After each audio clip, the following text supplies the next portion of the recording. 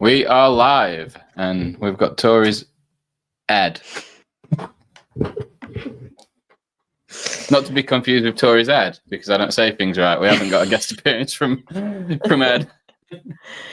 It's because our house is upside down. It looks like crap, so it's better blurred out, trust me. Well, why's your face blurred then? Is that better blurred out as well? Well, yeah. It's the way it is at the minute, yeah. Gone to all of effort tonight. So, yeah, I don't know if you are. We've just been arguing, haven't we, for about 10 minutes about who's blurred and who isn't, so. No, who's pixelated and who has the crap Wi-Fi was the argument. You are clear now, though, so it must have just been a pre-staging problem. Possibly. Yeah, maybe. Possibly. Why are we so stressed then? No, let's provide some therapy. What are we stressing out about? Come on. I'm not stressed. Let's have some therapy in front of the world, or the 7 people that watch. Yeah. You know? No, we have cleared the loft today, so you know when that loft smell. That's all I can smell. Yeah. Like old Christmas trees that are gathering dust. It's that. Trees? How many have you got? 2, hence the plural. Well, most people just say I'm blowing off my dusty baubles. Oh, moving swiftly on. So how are you finding the process though? Like, you know, from obviously on one of the shows previous, you shared the fact that obviously you're going away next year, and you're selling up and stuff like that. What's it been like, sort of packing down and getting rid of stuff? Do you get emotional about shit like that, or you're not arsed? No, I'm not emotional at all. Very unstressful so far. It's been, for my part, quite therapeutic because I love throwing crap away, but it's also depressing on how much volume. Like the volume is astronomical, with literally every crevice is filled with crap. So yeah, I've done 3 car boots. Very proud of myself. I've got a garage sale coming up, and then donating to any friends and family willing to take it. So what's a garage sale? What do you mean? You literally just invite people to your house to take your shit? Yeah, basically. Basically, it was my mum's suggestion. They used to do it years ago when people used to trust each other, and I thought, do you know what? Sod it. I'm just gonna do that. What do you mean trust each other? So you just leave it unregulated, like a donation pot, and if they want to put in the can, it's not the King's Whip stuff. To be fair, it's tempting. Although the stuff that we're putting in is quite good. So now I've just said, like, because everything is in my garage, I was like, well, if anyone wants to pop along, kids' toys, handbag, shoes, job lot, bric-a-brac. So if you at loose end on Sunday, welcome to come and support. We got out good. It depends what you class as good. Well, I mean, like, I don't know. Is it worth me popping over? Popping over. So down. So no, not stressed at all. Thank you. So at the moment, relatively stress-free. That's good. And like I said, I guess it is therapeutic. If all you're doing is looking and going, God, I've accumulated so much shit over the years, then it is going to be really nice to just get rid of it all, isn't it? Well, all this table behind me that you can't see, all of that is like wrapping paper and boxes that you put presents in and just crap. So much crap. It's insane how much you accumulate. Well, how but that sounds more like useful. That sounds more like useful stuff, though. If it's like wrapping paper and shit, you are going to use that, aren't you? As opposed to it depends. Right. If you class that as useful. Yeah, you're an idiot. Like, what are you doing?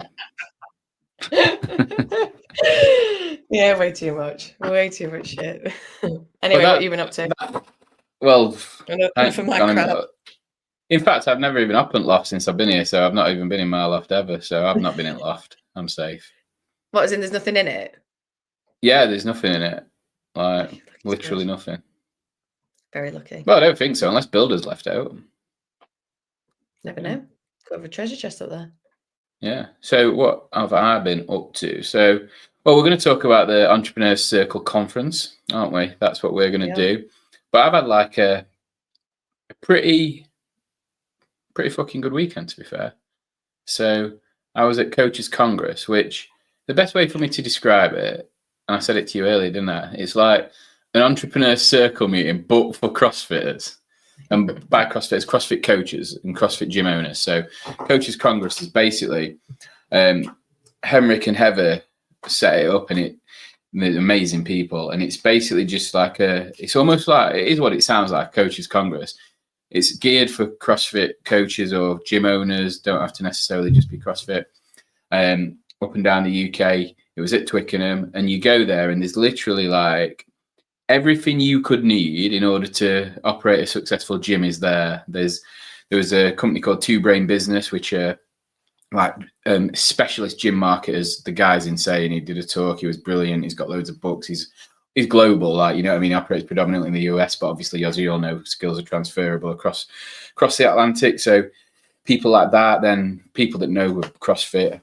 Rich Froning was there from Mayhem, and for those that don't know CrossFit, he's the equivalent of, if you look at rowing, you've got Steve Redgrave, football, Ronaldo and Messi, like tennis, Roger Federer. CrossFit, it's Rich Froning, and like he's now got a really successful brand in the space that does programming, clothing. He's got his own coffee. He's got his own bison ranch. He's like, your little face, proper fangirl. Well, I am, and I absolutely love him. I had a picture with him at the games, and then this time I got to train with him, and I got him to do a spoof video telling everyone how well I moved, which were quite funny as well. But I also, not much. I said to him in advance, so I said, everyone knows I move like shit, so this will be really funny. And then he's just there going, yeah, best I've ever seen. It was pretty cool. And I also, like on my solo podcast, which you allowed me to do on my own unregulated, I mentioned about like maybe exploring a little bit of religious readings and things like that, just to, I don't know, maybe develop a little bit more purpose and just explore things. So I'm in a very open-minded place at the moment. And he's he has faith at the forefront of everything he does. So I asked him for a few little bits and bobs. And he was so open to it. Like there was a queue waiting to have photos taken, and it took a bit longer than I think people behind were like, what the fuck are they talking about? Because he's passionate about that. And because he could see me being like quite vulnerable and open and asking him about it, he gave me some pretty cool stuff. And it was good because I said to him, look, I don't want to be preached to in an overly religious way. I'm just trying to explore a few different ways of thinking, and anything that can relate to the real world and resonate with me would be really good. And he immediately gave me someone. And he does a podcast, this guy. So I listened to one of the podcasts, and it was really good. It was almost like stand-up comedy, but like, so he got the brief, he listened to what I said, and like sort of give me something that resonates. So I'm going to keep exploring that and see how that goes. But then met Jake and Jon from the base show and Outside the Box. I do a lot of stuff with those guys. So to meet them in person was really good. They looked after me massively. They like helped me get in, and yeah, just being around people that everyone in that room wanted the same thing and all had the same objective. And it was, like how we feel about when we come out. Sorry, am I boring you? Oh, okay, she's back. I thought you'd popped out. I thought you'd gone to get some more stuff out loud.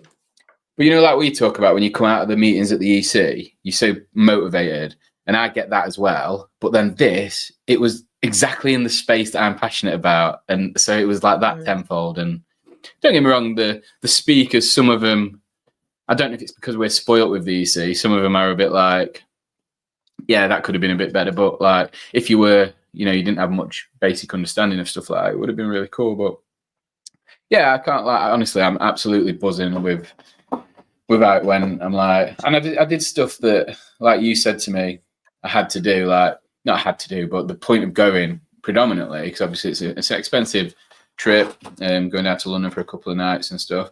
So it was like, obviously, to get Defiant print services out there with the new services and bits and bobs are offering. And like, I'm not good at approaching people and saying, do you want to buy this? If it were like approaching them and forcing some opinion on him, I'm great with. Uninvited sometimes. Yeah, but like, when it comes to selling something, it's really bizarre. I wrote a post about it on LinkedIn today because I don't know what that is really, because I'm a confident person, and then I'm also very confident in the products and the services I was offering to people while we were down there. But it's just that sort of going up to someone. I don't know. Me personally, I hate being interrupted. I hate being sold to. I hate someone like interjecting while I'm walking. All those things that I dislike. It makes it very difficult for me to do that to people because, like we've talked about before, the things that wind me up in society are the things that people do that I wouldn't like. So when I see them happen, I'm like, oh my God, that's terrible. But actually, it turns out people are much more reasonable than me. and and they were all there for that reason. Done, though.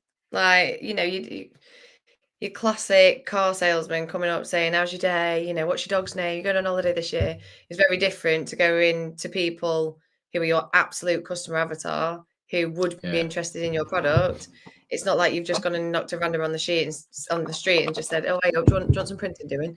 So I do think it's, as long as you're in the right room with the right people, which obviously whenever you've been sold to, you haven't been. But these were people that almost every single person in that room could have benefited from one of the things. So I think it's a little bit different. But I'm pleased 100%, you did it. And I am, and I don't feel like I got better at it as it went on though. And there were way more than I should have spoke to than I did. And so that was the only little thing. I'm like, what was weird, and maybe you can help me with this, is like I say, exactly that. I didn't feel any more comfortable with the person I spoke to, or the last person I spoke to on the Sunday, from the first person I spoke to on the Saturday. And I think it is that. It's because it wasn't a confidence. It's not a confidence thing. So, you know, normally if you're unconfident, the more you do something, the more you're like, oh, I can do this. But mine, because it isn't that, I got the same horrible feeling on the very last one as the first one. So I don't know how you get me out of that one. That's one for you. I think you're good at that shit. I always think whenever you feel like that, it's getting your value. They call it the value proposition. So if you can rather than sort of introducing yourself and what it is that you do as like a single line job title type thing, rather than the value in which it creates for the customer that you're speaking to and how it emotionally or can affect them.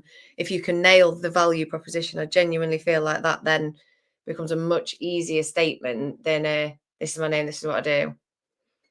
Yeah. So what I would do, and I would just like trying to make it really conversational, because a lot of people were there alone. Because of the nature of it, like, you know, it was just gym owners, and like it's very rare that even if you're in a partnership in a gym, one of you's got to stay and steer the ship, haven't they?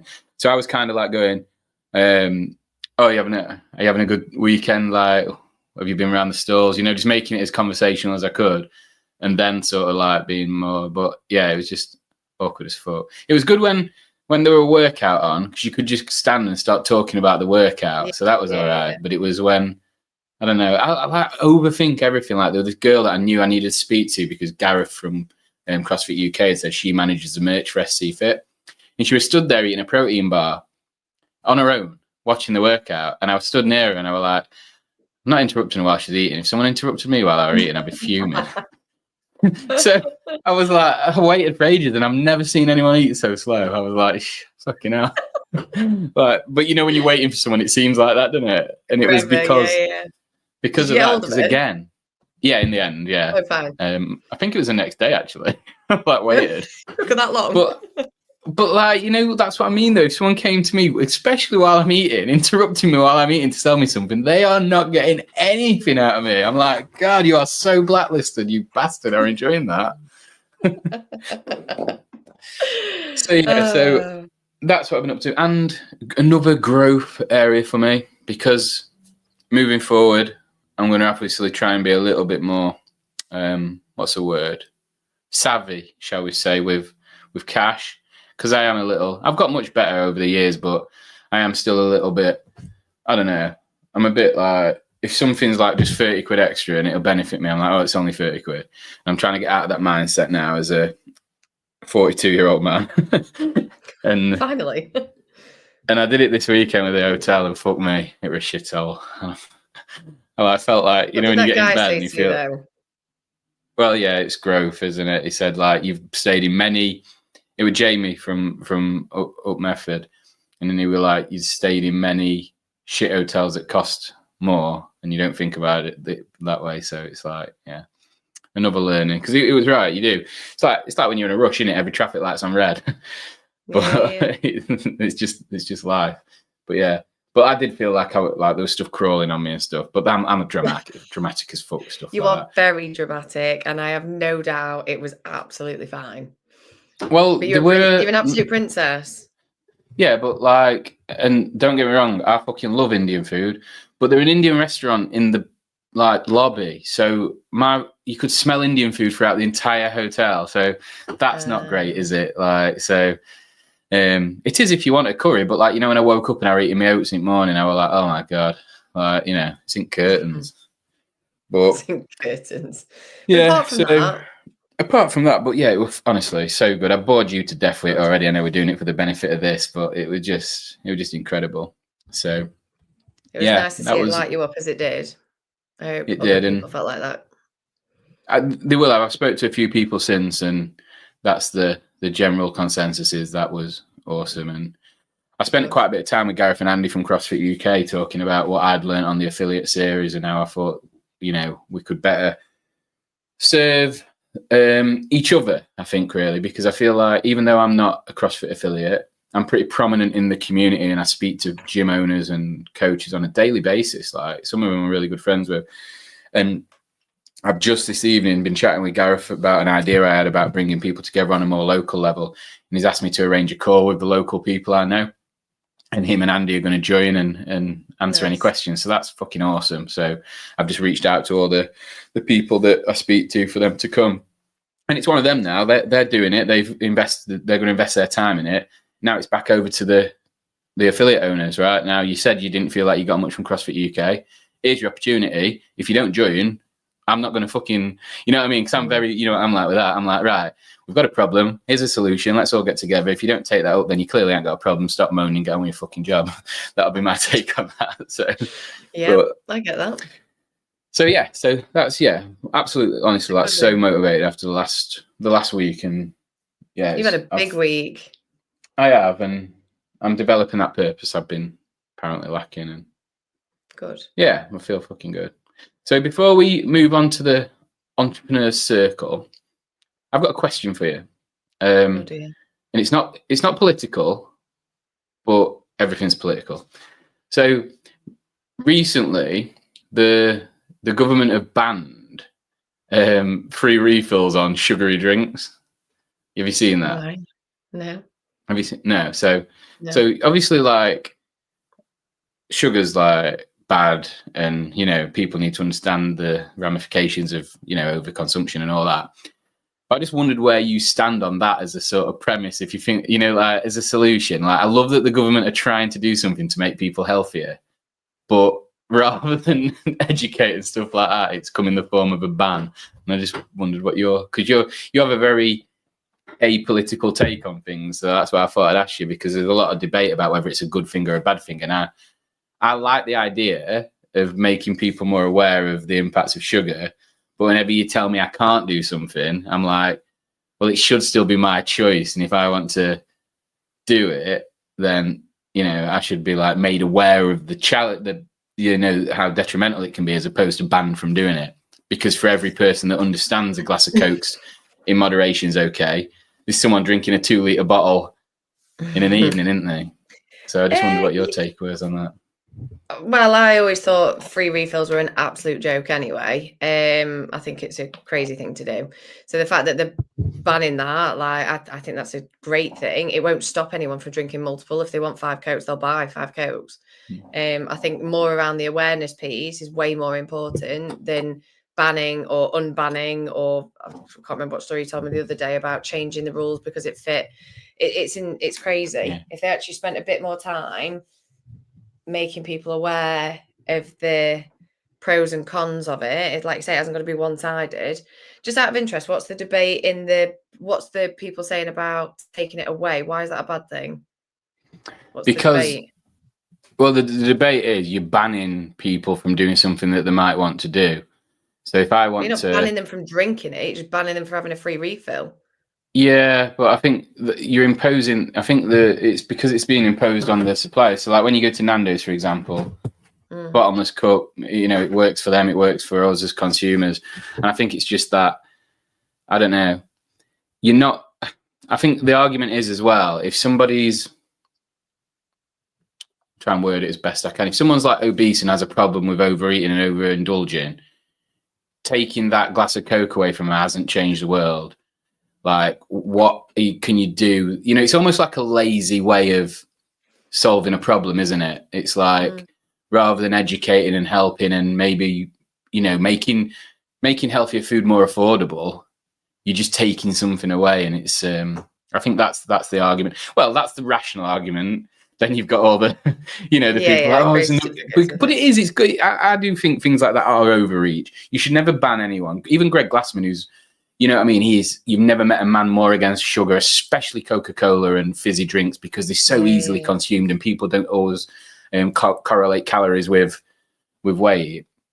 But he's a big proponent of not banning anything, because it's right, isn't it? If you want to overindulge and be overweight, it should be your choice. So I think that's where, like I say, my big bit is around awareness. And I don't know, one of the things that came from the EC stage, and I won't for the life of me remember the scientist, but he was saying that if you stand up for, is it 2 minutes or more every 42, which was quite specific, every 42 minutes, if you stand up for 2 minutes or more, you half your chances of cancer. So if you make people aware, regardless of what that is, but you know, like if there was something that the government was to say, rather than this stupid green light system that you just change, what if people actually said, right, the health benefits are X, Y, and Z. If you did this, you know, like I remember we did it years ago, we did a marketing for the gym, we did a marketing ploy for a class near Christmas, and we were basically converting how many burpees you would have to do on average to burn off your Christmas dinner. So, you know, things like that, and putting it in to speak of people that, like, obviously that we were doing classes anyway, and we were like, you would actually have to do this amount of burpees to burn off just your average Christmas dinner. So yeah, again, it's awareness. And then they were like, when we saw them however many weeks after, it was about 4 years ago, and they came back and they were like, well, we didn't go for this or we didn't go for that, because we thought, oh, sod it, we already had one whole meal at 3,500 calories.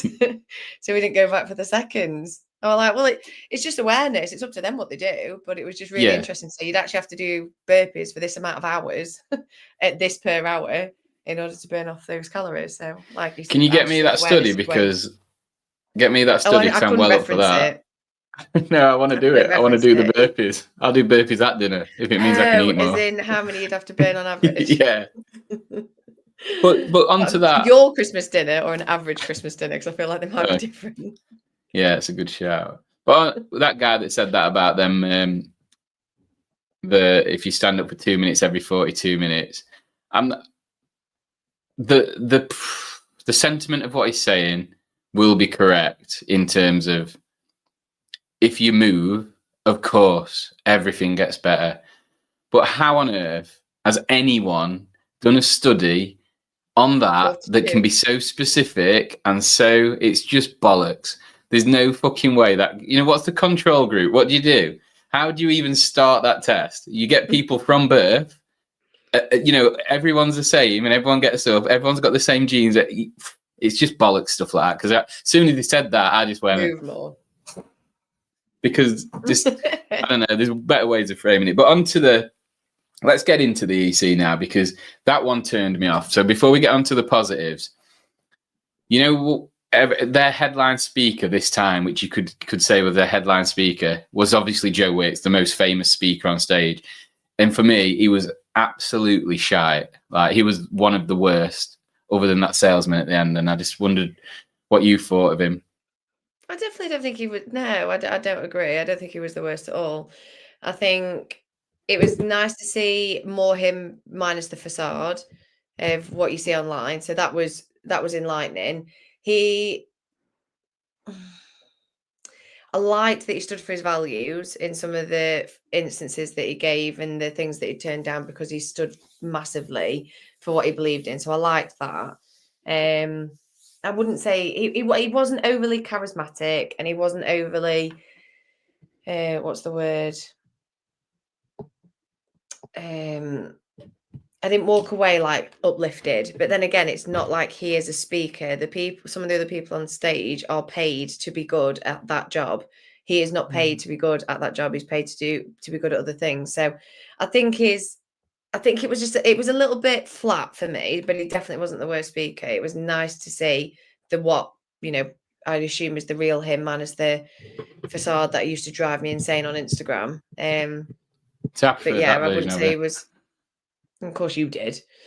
Well, no, my thing was, he was telling us how he wouldn't sell out while listing all the times he'd sold out and his products had flopped, so he stopped selling them. Like, it's stuff like that for me, and I just think that How would he you sell did all out? that. Well, when he was saying, "I don't sell stuff I don't believe in. I'm not making money off this new venture that I'm going on," but like literally had his own like fucking pots and pans range and told us that, and then said, "Yeah, but I didn't really believe in it, so I didn't continue it." No, you didn't fucking sell any, so they dropped you. And it's same with his protein and everything that he did on my protein. He was saying, "Yeah, I didn't really believe in it, so I didn't do it." No, again, no one wants. Because you know what I mean? It was that when people do stuff like that, they try and use an example of something they've done to validate what they're doing now, and you're like, well, you're just literally disproving your own point. It's stuff like that that's a turn off for me. And then I was actually looking forward though to his what he's doing, because I think like that whole ultra processed food thing, when he started talking about that, I was excited by it. And then have you seen what he's doing? The first thing he's gone after. No, I haven't seen the first thing. Fucking hell, you want to watch James Smith PT rip him to bits for it. So the first thing he's gone after is protein bars. So you're like, right, on the scale of ultra processed foods, protein bars are down here, fucking crisps, chocolate, whatever is up there. And it's like, oh God. So when he said he was going after ultra processed foods, you like get your buy-in from all people like me, you know, the people that are pretty reasonably health conscious. And then, like I say, the first thing he goes in is what some people use as a pretty good substitute to a chocolate bar to get them off the... And James Smith literally crucifies him for it and makes some really good points. And it's like... And this is the thing that a lot of people say that, and it's a bit of a conspiracy theory, but as we know, most of them tend to come true, that Coca-Cola and Big Sugar and all those like massively powerful organizations control a lot of the media and the mainstream and TV. And they do in America massively, as Greg Glassman from CrossFit has proved numerous times. And you wonder if he just couldn't talk about anything else. So he went after the protein bars, because if you go after sugar and Coke and all that, you get vilified. So it's just crazy. And yeah, I just think... So that gives you... I think he loses a bit of credibility on that as well, because he's obviously... There's no way, if he's as passionate about health and fitness and all that good stuff that he professes to be, which you think he would be, having developed such an amazing career in the space, the first thing he does with his new platform to demonize ultra-processed food, which should be done, is go after a protein bar. It's like, fucking hell. Man, what are you doing? Yeah, I didn't know. So, yeah, I don't think he's quite as virtuous and clean cut as he may profess, but he is wet, and he sat there and went so yeah, I guess some people will liked him. So he does, he makes that weird noise, doesn't he? Yeah, you make weird noises too. I do, but I'm old. What's that got to do with it? So who did you like then, apart from how negative everything was? You're gonna have to tell me his name. Mindshift. Christian Simpson. Yeah, so for me, he was close. Stephanie Sword-Williams, but I'm going to let you have her because girl power and all that. But he was really, really good. Like, he talked about the mind and how you think and why you think and the psychology of, I don't know. I felt like he was reaching into my brain and like pulling things out that just really resonated. And he got off to... After he pulled you back.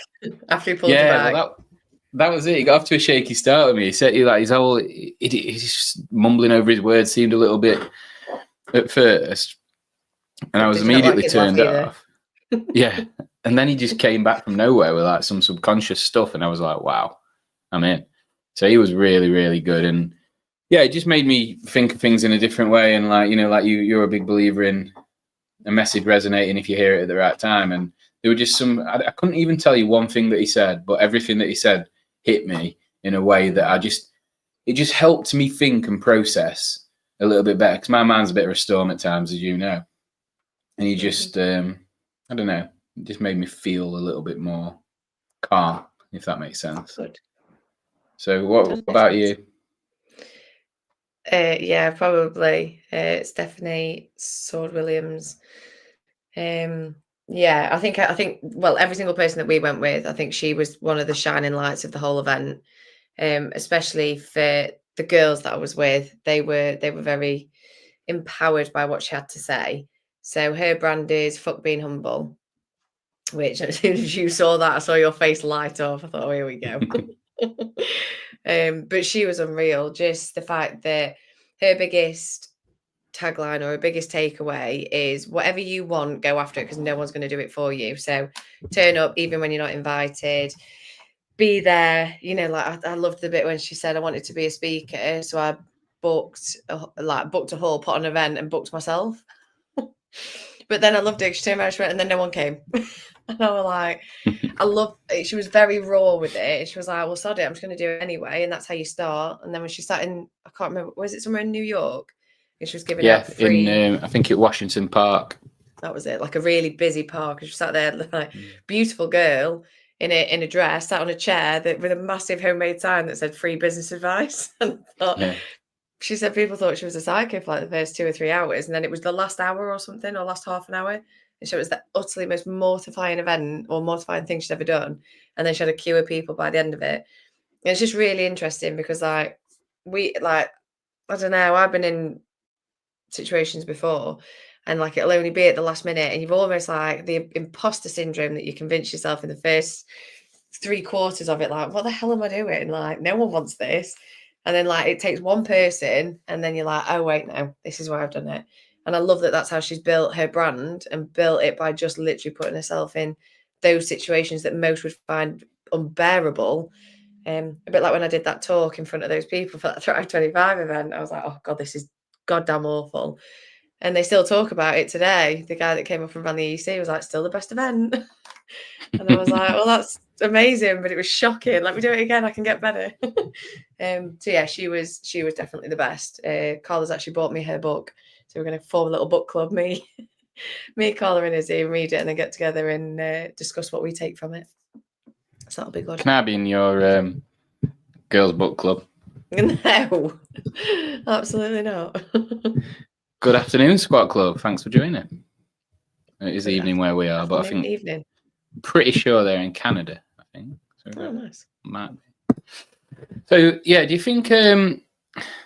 I've got 2 questions on her. First one, a bit more lighthearted. Do you think it was a bit of a faux pas that when she was wearing that dress in New York, it was the same dress she was wearing on the stage? So when it was on the screen, I was like, I think God. I think it's her favourite dress. I looked at it on LinkedIn and it came again. I was like, she's obviously got a firm fave. Blue's her Maybe colour. That's her power dress. Maybe that's when she feels most confident. You know, like Georgia, the ambassador, she always wears like leggings that she feels like are lucky leggings, and like people got lucky pants. Maybe that's what it is. Where she does her best. I have a question about Stephanie Sword-Williams then that we saw speak. Mm-hmm. Like, how do you think she managed to navigate that crowd as well as she did? Because there was an undertone of girl power, but that turns me off when people are like strong, independent women. I'm like, well, she never said that. No, but that's what I mean. And she did it. She navigated it so well. She made it clear that she was proud to be a woman that was being successful and not waiting for anyone to. But and this is all I'm saying this for is, I think this is the way that we become more inclusive. And you know what I mean? Because when it's like, if you want equal rights and all that, you get it by being how she was. She asked for nothing. She took what she wanted. She was clear and she was proud of being a fucking amazingly successful woman, but without making it about, I don't know, she didn't even made herself a victim or anything like that, because I get turned off by that massively, and I wasn't at all. I came out, like I just said a minute ago, she was my favorite other than the Mine guy, and if you made me really pick, I would have picked her, but I knew you were picking her, so and I just think it was amazing how she navigated it, because it made me root for her rather than go, oh fucking hell, another one. You know what I mean? And it's that. I don't know, but I have this opinion on sort of most things, that she never said anything about the fact that she was a female. She never said anything with the fact that, oh, it was difficult. She never ever said that. She went purely on her successes and the root cause of what had sometimes gone wrong, like say booking an event and no one turn up, or booking a marketing suite and no one go. So she almost like acknowledged her downfalls, but she focused solely on what she was good at, rather than demonizing or saying something was bad, which made it harder or anything like that. She got across how hard she worked and the benefits that it brought to her. So I think it always turns me off when it's like, well, I do this because they're crap at that, or I believe in this because they're wrong or they're idiots. And I'm like, well, by your standards, but not by mine. So let me make that decision.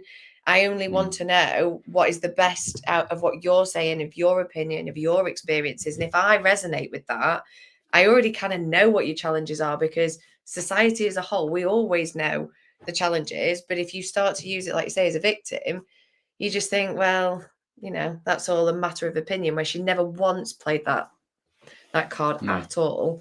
And she solely went on, look, this is what I'm good at. And even though when I wasn't good at it, this is what I knew I was going to be, and I wasn't going to stop until I did it. And everyone knows that comes with challenges, regardless of who you are, where you're from, anything. Every single person, if you want to do well, you will come across challenges one way or another. And they don't define it. What defined it was hard work and that blue dress. Yeah. And like you said, like one of her key things was don't wait to be invited. And that was what I had ringing in my ears this weekend. So obviously I was doing that, like we talked about a minute ago, that I was doing that at Coaches Congress, going to people, almost cold calling them. So I didn't. And then on the Sunday morning, there was a workout that I'd not booked onto that Rich Froning was giving. And I just went to it. I was like, fuck it. What would Stephanie do? And then I turned out and I love that. Got to show Rich Froning my agile box overs. So, yeah. But I bet them knees did well. Yeah, and I just want to like circle back on what I said then about me being turned off by strong, independent women and all that. I didn't mean, what I mean by that is it's that victimhood of it, because I think women are brilliant. And recently on my solo podcast, 3 out of the 4 people that I called out as the most influential people in my life are women.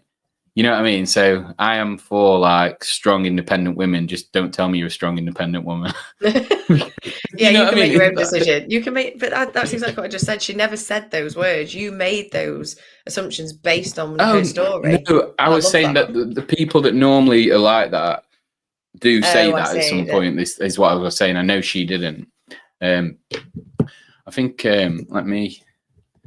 you can't turn down Rich. That is right. Do you think I need to play that video of Rich and what he said about my amazing movement? Go for it. Because then we can show the world that the greatest CrossFitter of all time thought that I was.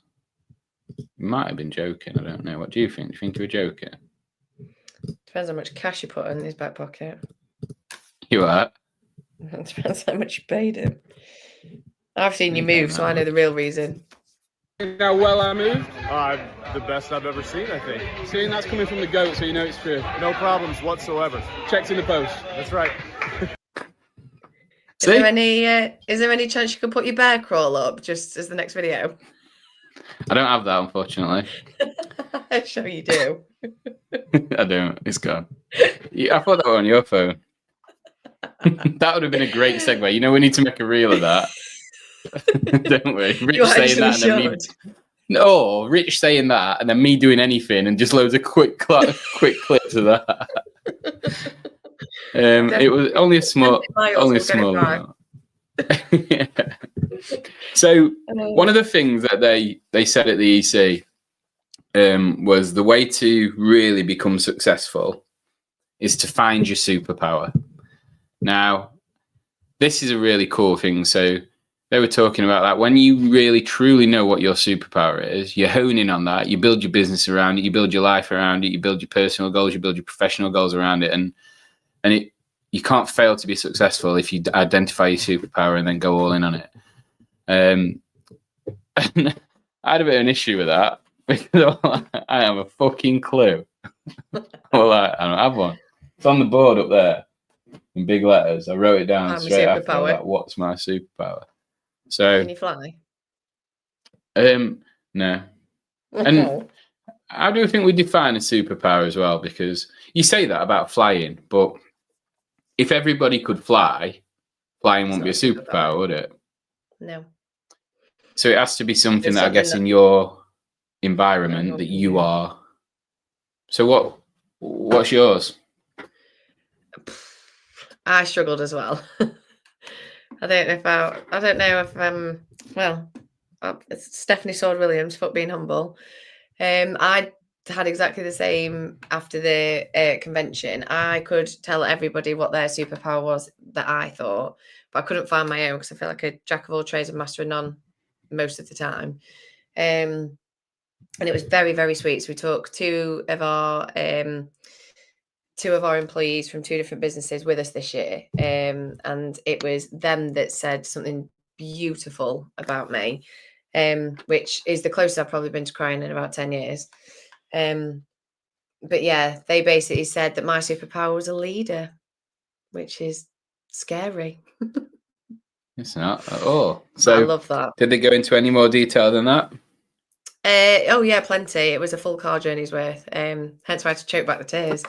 Basically, they were saying if I put my mind to anything, that I'll get it done. Like, and people follow. Once I make that decision to do something, like there'll be a plan in place. I'll put the steps in, and then I'll just take the steps, and it'll happen. And it was just really, really, really sweet, and amazing to like listen to, because when you work on your own or like in a smallish group, obviously it was only me and Ed for years, and then it's only then me and you with Defiant Co, with the soon to be growing team, and then just me. So having that kind of smaller, what's the word? Like it's not. I always had like massive teams or anything. So it's just, I don't know. It was just really, really, really nice that they were like, whatever you put your mind to, people just naturally follow. And that was unreal. Making me choke up now. You? So let's push back a little bit, or push more into it, lean more into it. Have you accepted that is your superpower as well? Do you see yourself as that? Now that someone said it out loud, do you believe it? Because that's key for that. Yeah, it's something I'm going to double down on, definitely, and it's something I'm going to work massively on. In terms of like bringing it to the forefront, because even though I feel it and like want to make a decision, that's it, nothing's getting in my way. So I think that's probably it. I almost don't mind. So yeah, I think I want to be able to, and that was one of the biggest takeaways for me at the EC, probably very similar to when I invited you the first year. Like, that was benefiting someone that I knew had potential to do something amazing, and I just wanted to show them what I thought would be a massive benefit. And obviously I've grown in numbers year on year, and then this year when I took the girls and they got in the car, obviously they hadn't been to anything like that before, and watching what brought out of them for me was way more important than anything that I took away. And even though it was an amazing event, that for me it's just unreal. I love watching people unlock, or at least see their own potential, and then like what they can do with it, and then giving them the space to do it. So obviously that was a week ago, and both the girls obviously have got 1,000,001 things to do, and I was like, do not do anything for these 2 days, and then figure out what you've just taken from that. And then honestly, some of the stuff that they've come out with is amazing.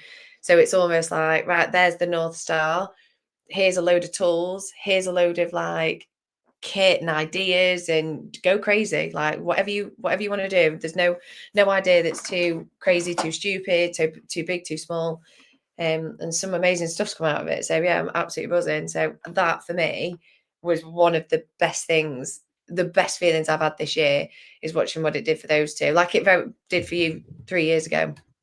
Watching what it did to people I know have got like unbelievable potential is amazing. So yeah, loved it.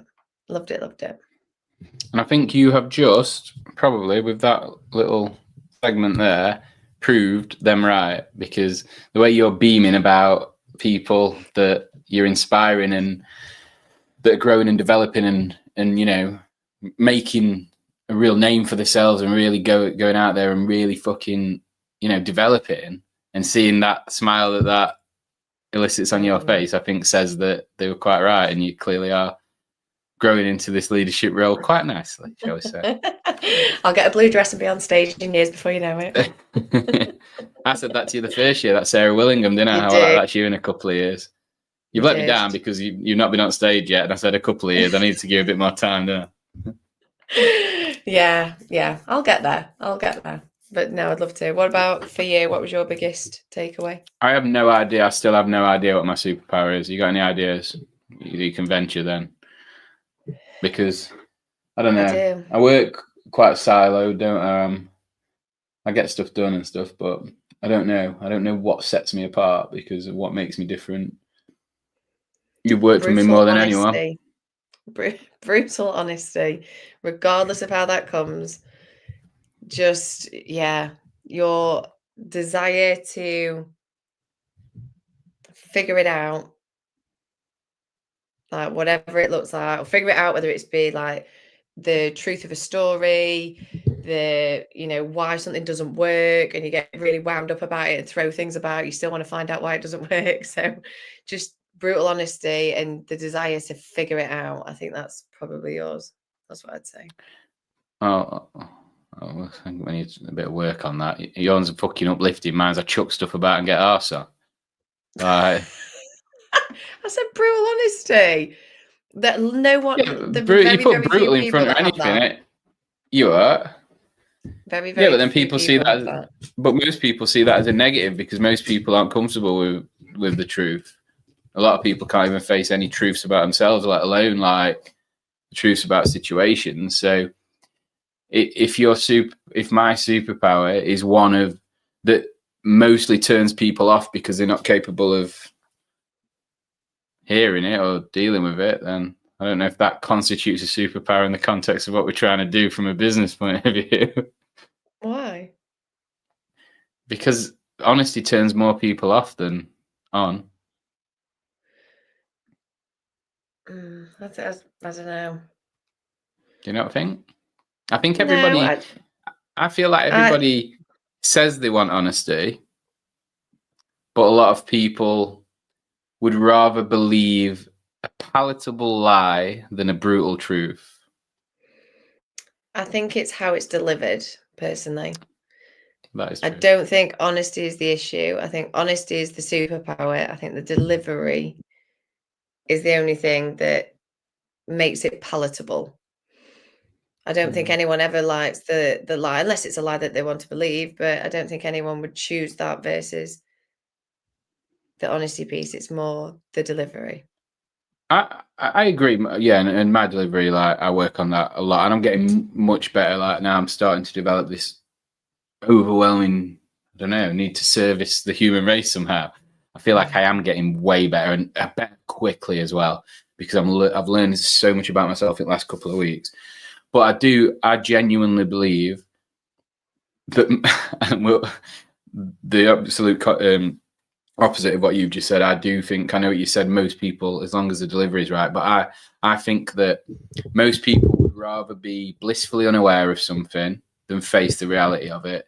And I think that's one of the main problems in society, and one of the main problems in relationships, whether they be friendships or romantic or business relationships or work relationships. Rather than have a difficult conversation where people may have to find truth, I think people hide a lot and would rather like just believe lip service or believe something that's easy to believe rather than have a difficult conversation. And I think the more the more fragmented society gets, the more that's a problem. And that's one of the reasons I'm so vocal at the moment about anything and everything. I'm trying to work on a better way of delivering that to get my personality across in it, because I'm not just a knobhead with a megaphone. I do honestly do what I do to try and help people. So that's why I'm working on my delivery of all that. But I think that's the concern. I think that you very much want the truth in most situations. So you think that everybody wants the truth, but I think the reality is slightly different. But I like that you think that's my superpower, because I think someone being honest, regardless of the consequences, regardless of the situation, is a very virtuous person, because it's very hard to be honest when it's easier to lie. So maybe if you'd have framed it like that rather than brutal honesty, I would have liked it a little more. I'm just being honest. But no, I do think it's your superpower, definitely. Like you say, it's just the delivery. I think once you nail that, maybe this path that you're on will, I don't know. Develop your superpower. Maybe I'll find it. Because I think the difference is, I guess, not to labour a point, but I think that shouldn't be a superpower. It should just be something that everybody does. Everyone should be honest. I think your superpower of being like an amazing leader, it's not something that everyone can do. You have to be a very special kind of person to be able to lead and inspire and develop and help people grow and motivate them and develop disciplines with them. But I think that, it'd be like, like a superpower's flying. It'd be like someone saying a superpower should be walking. Well, we can all walk. Like, we can all be honest. The fact that some people choose not to be honest. Yeah, but we can all lead and develop people and help others if we wanted to. We can to a point, but I think it's a skill that I think the skill in being honest isn't quite as well. It isn't a skill. It's just being self-aware enough to know that. Yeah, absolutely. I think the skill comes in the delivery. The fact that you're willing to have that difficult conversation, which, like you say, most people aren't, then that in itself, given that you defined a superpower as what most are willing not to do or can't do. So the skill or the refinement of the skill. Maybe. I'll say, or you watch, you'll actually be able to fly. Let's do that. What would you have? What would your superpower be if you could actually have a superpower? Be wherever I want. So what's that? Not time travel, like location. What's it called? Teleporting. Teleporting? Is that the right word? Yeah. Yeah. So I want to be able to click my fingers and be away, and then click my fingers and come back. Yeah, I want to be able to teleport anywhere in the world, or in fact, any universe. Like, I want to go and see other planets and see what's happening. So yeah, be able to teleport. What would yours be? I think I'd time travel. Yeah. Yeah. I feel like I could deal with it. And what I'd do, I'd fast forward every Saturday to 5 p.m, get up football results and make £1 million every fixture list. That'd be bang on. What's the point of time travel that you don't mess with it? No, but I wouldn't. I'd just go forward, see the football results, then come back and put the bet on. No one would even know. I cracked that code a while ago from time travel, because if you do anything, you change everything. But I'm not changing anything. I'm just, the games still happen how they happen. I just make a few quid. But yeah, any superpower I acquired would absolutely be used. I'd be one of them, the ones that end up like the power corrupts them. There'd be no good coming from me with my superpower. I'm on this quest to be better, but give me a superpower, I'd be an evil villain in no time. I agree. I do. So, have we got a top tip for me? If you have to think, the answer is no. They're normally written down. It was no. Well, I was actually out of 2. So I don't know if it's like a top tip, but more of like the biggest learn that from that Stephanie Sword-Williams, where she said, don't wait to be invited. Outreach, like messaging someone who could either benefit you, mentor you, help you, connect you in one way or another. Just literally send a message. I sent 3 the evening of after she spoke, and 2 of them I've got calls booked in with this week. So that would be my top tip. Do it anyway, because what's the worst they could do? Ignore you. So one of them's for a mentor perspective and one of them's for a sale. So it'll be really, really interesting. If they both pull off, then there'll be no stopping me. I'll be reaching out to everyone. So yeah, that would be my top tip. Even if it seems crazy, like, just do it anyway, because what is the worst that can happen? So yeah, outreach, LinkedIn, Instagram, anything, outreach. Although I did consider writing a letter the other day, because there's one more person I wanted to try and get in front of. So I thought I might handwrite them a letter. So yeah, outreach. That's my top tip. You got any tips? I've got one that was a takeaway from this weekend at Coaches Congress, and I'm going to do a Learn of the Week on it on LinkedIn, because I found it really, really cool, quite profound. And the learn for me, or the phrase I heard that resonated was, if they lie for you, they'll lie to you. And it goes hand in hand with what we're talking about, with honesty being paramount to everything. And if you tell the truth, you're on the right path. And the way I took that is, if they lie for you, they'll lie to you. So I immediately went to a work environment where you've got a team and you're trying to create a really positive culture that puts the customers first and really works hard and everyone works together. And if you as a leader of that team, you know, maybe a customer comes in that you don't want to speak to, or a supplier's ringing about something that you're not interested in, and you say, tell them I'm busy, tell them I'm this, tell them I'm that, make an excuse. You have just taught that employee that lying to a customer, lying to a supplier is okay. So at what point does that become the culture of your business?